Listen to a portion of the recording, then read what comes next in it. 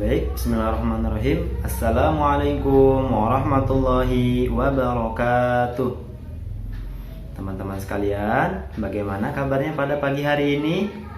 Alhamdulillah, sukses, mulia, kreatif, mandiri, Allahu Akbar. Ya, baik teman-teman sekalian, untuk materi fikih pada hari ini kita akan membahas seputar dengan syarat sah sholat. Pada pertemuan sebelumnya kita sudah membahas mengenai syarat-syarat sholat ya.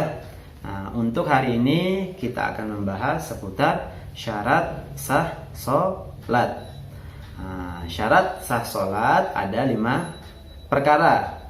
Yang pertama adalah suci dari hadas besar maupun dari hadas kecil.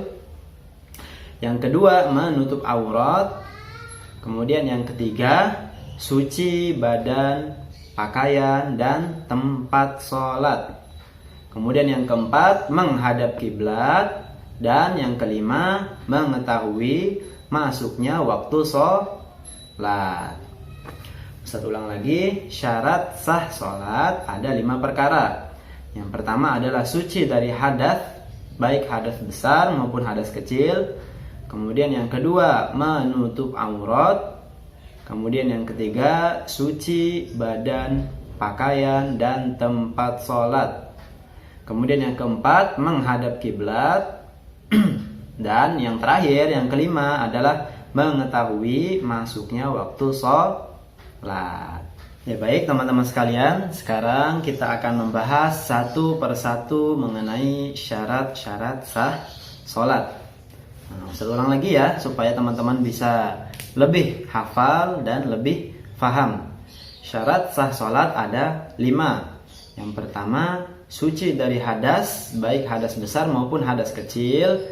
Kemudian yang kedua, menutup aurat. Yang ketiga, suci badan, pakaian, dan tempat sholat. Yang keempat, menghadap kiblat. Dan yang kelima, mengetahui masuknya waktu sholat. Sekarang akan kita bahas satu persatu. Yang pertama, suci dari hadas, baik hadas besar maupun hadas kecil. Maka ketika kita ingin mengerjakan sholat, maka wajib bagi diri kita untuk mensucikan diri dari hadas, baik hadas besar yang dapat disucikan dengan mandi maupun hadas kecil. Hadas kecil bisa disucikan dengan berwudu. Maka dari itu, sebelum kita mengerjakan sholat, diwajibkan bagi kita untuk berwudu terlebih dahulu. Seperti itu ya teman-teman. Ya baik, suci dari hadas besar maupun hadas kecil sudah. Kemudian yang kedua adalah menutup aurat. Ketika kita ingin mengerjakan sholat, maka disyaratkan atau diwajibkan bagi kita untuk menutup aurat. Sekarang batasan daripada aurat. Untuk laki-laki, batasan auratnya adalah dari pusar sampai ke lutut. Ini untuk yang laki-laki. Sedangkan untuk yang perempuan, batasan auratnya adalah seluruh anggota badan kecuali telapak tangan dan wajah. Seperti itu ya teman-teman.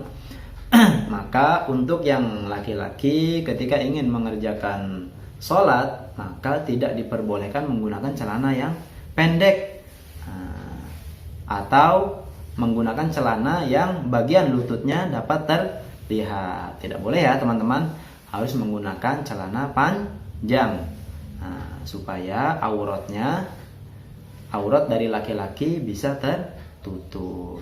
Ketika seorang laki-laki tersebut sholat menggunakan pakaian yang auratnya terlihat, maka sholatnya tidak sah.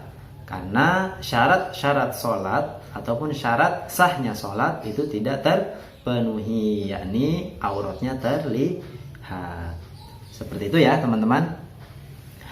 Suci dari hadas, baik hadas besar maupun hadas kecil sudah, menutup aurat sudah. Kemudian yang ketiga, suci badan, pakaian, dan tempat sholat.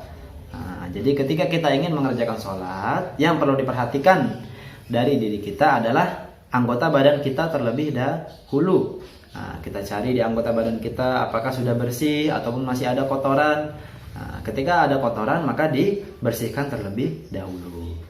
Setelah kita merasa yakin bahwasanya di anggota badan kita sudah bersih ataupun suci, maka tugas kita yang kedua adalah mengecek ataupun memeriksa pakaian kita. Nah, kita lihat pakaian kita koreksi, kita perhatikan apakah di pakaian kita masih terdapat kotoran ataupun najis. Ketika terdapat najis, maka harus dihilangkan terlebih dahulu. Setelah kita merasa yakin anggota badan kita sudah bersih, kemudian pakaian kita sudah bersih, maka tugas yang terakhir adalah yang harus kita periksa atau yang harus kita perhatikan adalah tempat sholat. Yang harus kita perhatikan adalah sekali lagi tempat sholat. Kita perhatikan, kita lihat tempat kita apakah ada kotorannya atau tidak. Seperti itu ya. Biasanya kalau di satu ruangan itu yang harus kita perhatikan adalah sekelilingnya. Biasanya ada kotoran cicak ataupun macam-macam lah ya. Nah, itu harus diperhatikan. Ketika kita sudah yakin 3 poin tersebut sudah bersih ataupun suci, badan kita, pakaian kita, dan tempat sholat kita, maka setelah itu barulah kita mengerjakan sholat. Seperti itu ya teman-teman. Suci dari hadas sudah, menutup aurat sudah, suci badan, pakaian, dan tempat sholat sudah. Yang keempat adalah menghadap kiblat. Nah, yang keempat adalah menghadap kiblat. Kiblat kita di mana teman-teman? Nah, kiblat kita adalah menghadap ke Ka'bah, yakni Masjidil Haram yang tepatnya berada di kota Mekkah. Seperti itu ya teman-teman.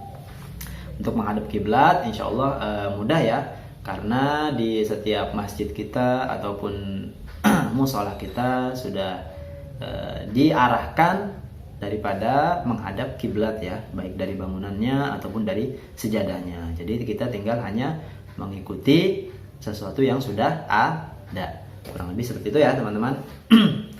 Suci dari hadas besar maupun hadas kecil sudah, menutup aurat sudah, suci badan, pakaian, dan tempat sholat sudah, menghadap kiblat sudah. Yang kelima, poin yang terakhir adalah mengetahui masuknya waktu sholat. Maka dari itu ketika teman-teman ingin mengerjakan sholat, Ustaz berikan contoh sholat zuhur. Nah, teman-teman ingin mengerjakan sholat zuhur, maka tugas pertama kali yang harus teman-teman lakukan adalah melihat daripada waktu sholat, apakah sudah masuk waktu sholat ataupun belum. Nah, jadi tidak boleh teman-teman, contohnya teman-teman tidur. Nah, setelah tidur teman-teman bangun, setelah itu teman-teman langsung ingin mengerjakan sholat zuhur. Nah, itu tidak boleh ya. Teman-teman harus mencari tahu dulu, harus mencari informasi apakah waktu daripada sholat zuhur sudah masuk ataupun belum. Seperti itu ya. Yang jelas sebelum teman-teman melaksanakan sholat fardu khususnya, maka teman-teman harus mencari tahu waktu daripada sholat yang akan dikerjakan. Seperti itu ya teman-teman. Ya baik teman-teman sekalian, mungkin itu saja materi fikih pada hari ini. Semoga Allah Subhanahu wa taala memudahkan kepada kita, memberikan kefahaman kepada kita untuk mengamalkan dan menyampaikan apa-apa yang sudah kita bahas pada hari ini ya teman-teman. Ya baik, mungkin itu saja dari Ustadz. Mohon maaf kalau ada kekurangannya. Wabillahi taufiq wal hidayah. Wassalamualaikum warahmatullahi wabarakatuh.